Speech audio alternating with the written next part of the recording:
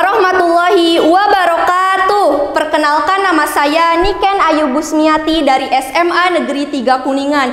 Di sini saya akan menceritakan tentang kisah perjuangan pahlawan emansipasi wanita dan pendidikan yang bernama Raden Dewi Sartika. Raden Dewi Sartika lahir di Bandung pada 4 Desember 1884. Ayahnya bernama Raden Somanagara yang merupakan seorang patih Bandung, sedangkan ibunya bernama Nyi Raden Ayu Raja Permas yang merupakan seorang putri Bupati Bandung saat itu.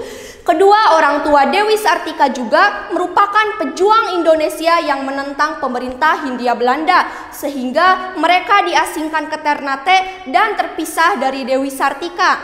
Setelah kedua orang tua Dewi Sartika meninggal, ia diasuh oleh pamannya yang merupakan kakak kandung dari ibunya yang bernama Patih Arya. Ia memiliki nama lengkap Raden Demang Surya Kartahadiningrat. Dia merupakan seorang patih di Cicalengka. Minat Dewi Sartika terhadap dunia pendidikan sudah terlihat sejak masih kecil. Karena mahir membaca dan menulis, ia seringkali berperan sebagai guru ketika bermain. Ia juga memiliki kemampuan dalam berbahasa Belanda.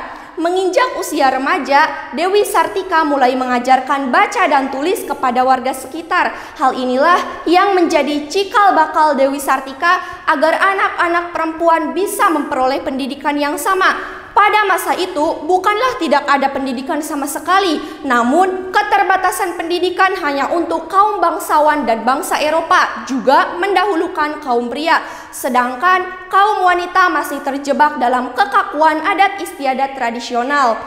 Di antara gadis-gadis sepupunya, hanya Dewi Sartika lah yang mengenyam sekolah dan bisa baca tulis, sehingga ia seringkali dimintai tolong untuk membacakan surat cinta dari pemuda terpandang yang merupakan tunangan sepupunya.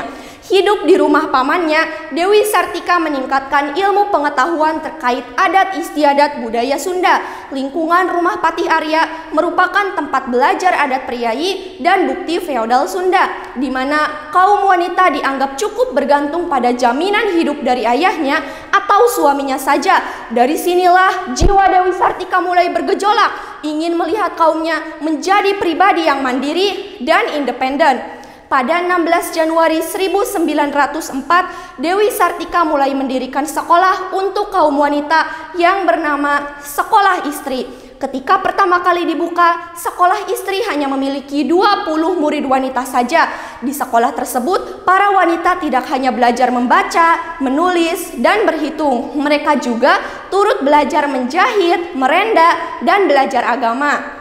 Pada tahun 1910, sekolah istri berganti nama menjadi Sekolah Keutamaan Istri. Dewi Sartika tidak pernah mengeluh ikut banting tulang membayar biaya operasional sekolah. Ia juga merasa terobati melihat kaumnya bisa memperoleh pendidikan yang sama. Dengan dukungan dari suaminya yaitu Raden Agah Suryawinata, Sekolah Keutamaan Istri berkembang pesat dan memiliki beberapa cabang di Bandung. Raden Agah Suryawinata juga merupakan seorang pendidik. Pada tahun 1913, Sekolah Keutamaan Istri mempunyai organisasi yang bernama Organisasi Keutamaan Istri yang bertujuan untuk menaungi sekolah-sekolah yang telah didirikan di Tasikmalaya. Dewi Sartika wafat pada 11 September 1947. Ia dimakamkan di pemakaman Cigagadon, Desa Rahayu, Kecamatan Cineam. 3 tahun kemudian dimakamkan kembali di Kompleks Pemakaman Bupati Bandung di Jalan Karanganyar, Bandung, sesuai dengan SK Presiden Republik Indonesia nomor 152 tahun 1966, tepatnya pada tanggal 1 Desember 1966, Dewi Sartika mendapat penghargaan sebagai pahlawan nasional. Saat itu juga Sekolah Keutamaan Istri berusia 35 tahun dan mendapat gelar Ordevan Oranje Nassau. Berkat kegigihan, pantang menyerah, dan perjuangan Dewi Sartika, saat ini juga kita dapat melihat perempuan-perempuan Indonesia dapat menggapai cita-citanya.